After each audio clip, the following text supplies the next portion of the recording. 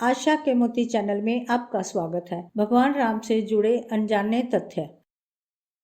अयोध्या में भगवान राम का जन्म हुआ था। रामायण में भगवान राम के जीवन से जुड़ी विभिन्न घटनाओं एवं प्रसंगों का वर्णन किया गया है। भगवान राम अयोध्या के राजा दशरथ और रानी कौशल्या के पुत्र थे। ऐसा माना जाता है कि रामनवमी के दिन ही भगवान राम का जन्म हुआ था। रामायण की रचना सर्वप्रथम महर्षि वाल्मीकि ने की थी। उसके बाद से विभिन्न व्यक्तियों ने विभिन्न भाषाओं में रामायण की रचना की, जिसमें तुलसीदास रामचरितमानस सबसे प्रसिद्ध है। भगवान राम को भगवान विष्णु के 10 अवतारों में 7वां अवतार माना जाता है। भगवान राम से पहले भगवान विष्णु के मत्स्य, कूर्म, बारह, नरसिंह, वामन और परशुराम के रूप में, जबकि बाद में कृष्ण, बुद्ध और कलिक के रूप में अवतार लिया था। भगवान राम को मानव रूप में पूजे जाने वाले सबसे पुराने देवता के रूप में जाना जाता है, क्योंकि भगवान राम का जन्म त्रेता युग में हुआ था और ऐसा माना जाता है कि त्रेता युग की समाप्ति आज से बहुत साल पहले हो चुकी है। त्रेता युग में भगवान विष्णु ने भगवान राम के अलावा वामन और परशुराम के रूप में भी अवतार लिया था। भगवान राम भगवान सूर्य के वंशज हैं। भगवान राम का जन्म इक्ष्वाकु वंश में हुआ था, जिनकी स्थापना भगवान सूर्य के पुत्र राजा इक्ष्वाकु ने की थी। इसी कारण भगवान राम को सूर्यवंशी भी कहा जाता है। विष्णु सहस्त्र नाम नामक पुस्तक में भगवान विष्णु के 1000 नामों की सूची दी गई है। इस सूची के अनुसार राम भगवान विष्णु का 394वां नाम है। भगवान राम का नामकरण रघुवंशियों के गुरु महर्षि वशिष्ठ ने किया था। वशिष्ठ के अनुसार राम शब्द 2 बीज अक्षरों अग्नि बीज और अमृत बीज से मिलकर बना है। यह अक्षर दिमाग, शरीर और आत्मा को शक्ति प्रदान करते हैं। महाभारत में वर्णित है कि एक बार भगवान शिव ने कहा था कि राम का नाम 3 बार उच्चारण करने से 1000 देवताओं के नामों का उच्चारण करने के बराबर फल की प्राप्ति होती है। आपको यह जानकर आश्चर्य होगा कि भगवान शिव की ध्यान अवस्था में भगवान राम के नाम का ही उच्चारण करते हैं। राम सेतु का निर्माण वानर सेना द्वारा किया गया था, जो तमिलनाडु के रामेश्वरम से शुरू होकर श्रीलंका के मन्नार तक बनाया गया था। इस पुल के मुख्य शिल्पी नल और नील थे। इस पुल की लंबाई लगभग 30 किलोमीटर थी और इसे बनाने में 6 दिन का समय लगा था। भगवान राम ने सभी के लिए जीवन जीने हेतु सही रास्ते का आदर्श प्रस्तुत किया है। रामनवमी उन्हीं सब बातों को याद करने का और अपनी जिंदगी में अपनाने का दिन है। रामायण का हिंदू धर्म में एक विशिष्ट स्थान है। मनुष्य जाति के जीवन और उनके कर्मों का विशेष प्रकार से रामायण में विवरण दिया गया है। इसमें भगवान राम और देवी सीता के जन्म एवं जीवन यात्रा का वर्णन है। हम में से अधिकांश लोगों को रामायण की कहानी पता है, लेकिन इस महाकाव्य से जुड़े कुछ ऐसे भी रहस्य हैं जिनके बारे में लोगों को जानकारी नहीं है। ऐसा माना जाता है कि मूल रामायण की रचना ऋषि वाल्मीकि द्वारा की गई थी, लेकिन कई अन्य संतों और वेद पंडितों जैसे तुलसीदास, संत एकनाथ इत्यादि ने भी रचना की है। हालांकि प्रत्येक संस्करण में अलग अलग तरीके से कहानी का वर्णन किया गया है, लेकिन मूल रूपरेखा एक ही है। गायत्री मंत्र में 24 अक्षर होते हैं और वाल्मीकि रामायण में 24,000 श्लोक हैं। रामायण के हर 1000 श्लोक के बाद आने वाले पहले अक्षर से गायत्री मंत्र बनता है। यह मंत्र इस पवित्र महाकाव्य का सार है। गायत्री मंत्र को सर्वप्रथम ऋग्वेद में उल्लिखित किया गया है। श्री राम के माता पिता एवं भाइयों के बारे में तो प्राय सभी जानते हैं, लेकिन बहुत कम लोगों को यह मालूम है कि राम की एक बहन भी थी, जिनका नाम शांता था। वे आजू में 4 भाइयों से काफी बड़ी थी। उनकी माता कौशल्या थी। ऐसी मान्यता है कि एक बार अंग देश के राजा रोमपद और उनकी रानी वर्षणी अयोध्या आई। उनको कोई संतान नहीं थी। बातचीत के दौरान राजा दशरथ को जब यह मालूम हुई तो उन्होंने कहा, मैं अपनी बेटी शांता आपको संतान के रूप में दूंगा। यह सुनकर रोमपद और वर्षणी बहुत खुश हुए। उन्होंने बहुत स्नेह से उसका पालन पोषण किया और माता पिता के सभी कर्तव्य निभाए। एक दिन राजा रोमपद अपनी पुत्री से बातें कर रहे थे। उसी समय द्वार पर एक ब्राह्मण आए। उन्होंने राजा से प्रार्थना की कि वर्षा के दिनों में वे खेती की जुताई में राज दरबार की ओर से मदद प्रदान करें। राजा को यह सुनाई नहीं दिया और वे पुत्री के साथ बातचीत करते रहे। द्वार पर आए नागरिक की याचना न सुनने से ब्राह्मण को दुख हुआ और वे राजा रोमपद का राज्य छोड़कर चले गए। वहाँ ब्राह्मण इंद्र के भक्त थे। अपने भक्त उनकी ऐसी अनदेखी पर इंद्रदेव राजा रोमपद पर क्रोधित हुए और उन्होंने उनके राज्य में पर्याप्त वर्षा नहीं की। इससे खेतों में खड़ी फसलें मुरझाने लगी। इस संकट की घड़ी में राजा रोमपद ऋषि के पास गए और उनसे उपाय पूछा। ऋषि ने बताया कि वे इंद्रदेव को प्रसन्न करने के लिए यज्ञ करें। ऋषि ने यज्ञ किया और खेत खलियान पानी से भर गए। इसके बाद श्रृंग ऋषि का विवाह शांता से हो गया और वे सुख पूर्वक रहने लगे। बाद में श्रृंग ने ही दशरथ की पुत्र कामना के लिए पुत्र कामेष्टि यज्ञ करवाया था। जिस स्थान पर उन्होंने यह यज्ञ करवाया था वह अयोध्या से लगभग 39 किलोमीटर पूर्व में था और वहाँ आज भी उनका आश्रम है। उनकी तथा उनकी पत्नी की समाधियाँ हैं। राम को भगवान विष्णु का अवतार माना जाता है, लेकिन आपको पता है कि उनके अन्य भाई किसके अवतार थे? लक्ष्मण को शेषनाग का अवतार माना जाता है, जो क्षीर सागर में भगवान विष्णु का आसन है, जबकि भरत और शत्रुघ्न को भगवान विष्णु द्वारा हाथों में धारण किए हुए सुदर्शन चक्र और शंख शैल का अवतार माना जाता है। हम में से अधिकांश लोगों को पता है राम का सीता से विवाह एक स्वयंवर के माध्यम से हुआ था। उस स्वयंवर के लिए भगवान शिव के धनुष का इस्तेमाल किया गया था, जिस पर सभी राजकुमारों को प्रत्यंचा चढ़ाना था। लेकिन बहुत कम लोगों को पता होगा कि भगवान शिव के उस धनुष का नाम पिनाक था। ऐसा माना जाता है कि वनवास के 14 वर्षों के दौरान अपने भाई और भाभी की रक्षा करने के उद्देश्य से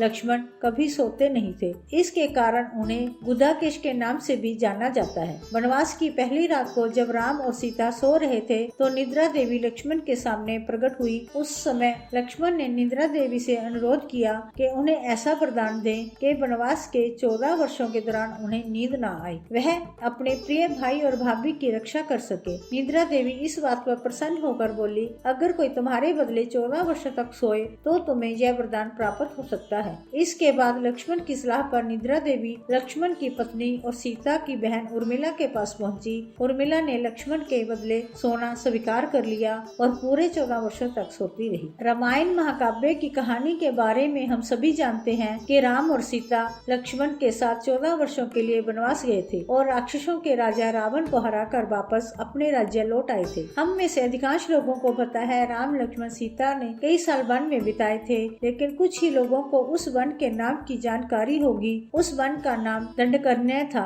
जिसमें राम सीता और लक्ष्मण ने अपना वनवास बिताया था। यह वन लगभग 35,600 वर्ग मील में फैला हुआ था, जिसमें वर्तमान छत्तीसगढ़, उड़ीसा, महाराष्ट्र और आंध्र प्रदेश के कुछ हिस्से शामिल थे। उस समय यह वन सबसे भयंकर राक्षसों का घर माना जाता था, इसलिए इसका नाम दंडक अरण्य, जहाँ दंड का अर्थ सजा देना और अरण्य का अर्थ वन है। पूरे रामायण की कहानी में सबसे पेचीदा प्रकरण लक्ष्मण रेखा प्रकरण है। इसमें लक्ष्मण वन में अपनी झोंपड़ी के चारों ओर रेखा खींचते हैं। जब सीता के अनुरोध पर राम हिरण को पकड़ने और मारने की कोशिश करते हैं तो वह हिरण राक्षस मारीच का रूप ले लेता है। मरने के समय में मारीच राम की आवाज में लक्ष्मण और सीता के लिए रोता है। यह सुनकर सीता लक्ष्मण से आग्रह करती है भाई की मदद के लिए जाएं, क्योंकि ऐसा प्रतीत होता है कि भाई किसी मुसीबत में फंस गए हैं। पहले तो लक्ष्मण सीता को अकेले जंगल में छोड़कर जाने को राजी नहीं हुए, लेकिन बार बार सीता द्वारा अनुरोध करने पर वे तैयार हो गए। इसके बाद लक्ष्मण ने झोंपड़ी के चारों ओर एक रेखा खींची और सीता से अनुरोध किया रेखा के अंदर ही रहें। यदि कोई बाहरी व्यक्ति इस रेखा को पार करने की कोशिश करेगा वह जलकर भस्म हो जाएगा। इस प्रकरण के संबंध में अज्ञात तथ्य यह है कि इस कहानी का वर्णन ना तो वाल्मीकि रामायण में है और ना ही रामचरितमानस में है, लेकिन रामचरितमानस में लंका कांड में इस बात का उल्लेख रावण की पत्नी मंदोदरी द्वारा किया गया है। रावण सभी राक्षसों का राजा था। बचपन में वह सभी लोगों से डरता था क्योंकि उसके 10 सिर थे। भगवान शिव के प्रति उसकी दृढ़ आस्था थी। रावण एक बहुत बड़ा विद्वान था और उसने वेदों का अध्ययन किया था। लेकिन क्या आपको पता है रावण के ध्वज में प्रतीक के रूप में वीणा होने का कारण क्या था? क्योंकि रावण एक उत्कृष्ट वीणा वादक था, जिसके कारण उसके ध्वज में प्रतीक के रूप में वीणा अंकित है। हालांकि रावण इस कला को ज्यादा तवज्जो नहीं देता था, लेकिन उसे यह यंत्र बजाना पसंद था। रामायण में एक दिलचस्प कहानी हमेशा सोने वाले कुंभकर्ण की है। कुंभकर्ण रावण का छोटा भाई था, जिसका शरीर बहुत ही विकराल था। इसके अलावा वह पेटू भी था।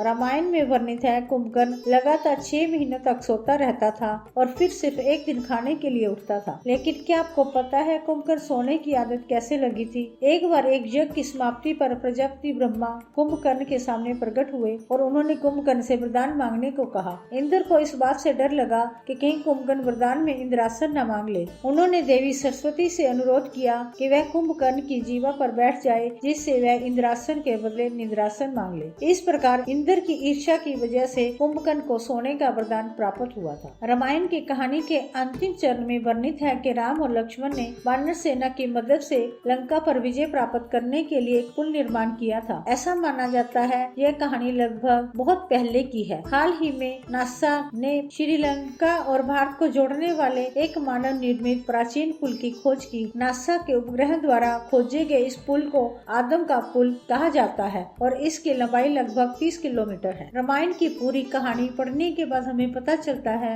रावण एक क्रूर और सबसे विकराल राक्षस था, जिससे सभी लोग घृणा करते थे। जब रावण के भाइयों ने सीता के अपहरण की वजह से राम के हमले के बारे में सुना तो अपने भाई को आत्मसमर्पण करने की सलाह दी। यह सुनकर रावण ने आत्मसमर्पण करने से इनकार कर दिया। राम के हाथों मरकर मोक्ष पाने की इच्छा प्रकट की। उसने कहा कि अगर राम और लक्ष्मण दो सामान्य इंसान हैं, तो सीता मेरे पास ही रहेगी, क्योंकि मैं आसानी से उन दोनों को परास्त कर दूंगा, और यदि वे देवता हैं तो मैं उन दोनों के हाथों मरकर मोक्ष प्राप्त करूंगा। रामायण में वर्णित है कि श्री राम ने ना चाहते हुए भी जान से प्यारे अपने छोटे भाई लक्ष्मण को मृत्युदंड दिया था। आखिर क्यों भगवान राम ने लक्ष्मण को मृत्युदंड दिया था? यह घटना उस वक्त की है जब राम लंका विजय के बाद अयोध्या लौट आए थे, अयोध्या के राजा बन गए थे। एक दिन जम देवता कोई महत्वपूर्ण चर्चा करने के लिए श्री राम के पास आते हैं। चर्चा प्रारंभ करने से पूर्व उन्होंने भगवान राम से कहा कि आप मुझे वचन दे कि जब तक मेरे और आपके बीच में वार्तालाप होगी, हमारे बीच कोई नहीं आएगा। जो आएगा उसे आप मृत्युदंड देंगे। इसके बाद राम लक्ष्मण को यह कहते हुए द्वारपाल नियुक्त कर देते हैं, जब तक उनकी और जम की बात हो रही है वह किसी को अंदर न आने दे, अन्यथा वह उसे मृत्युदंड दे देंगे। लक्ष्मण भाई की आज्ञा मानकर द्वारपाल बनकर खड़े हो जाते हैं। लक्ष्मण को द्वारपाल बने हुए कुछ ही समय बीतने के बाद वहाँ पर ऋषि दुर्वासा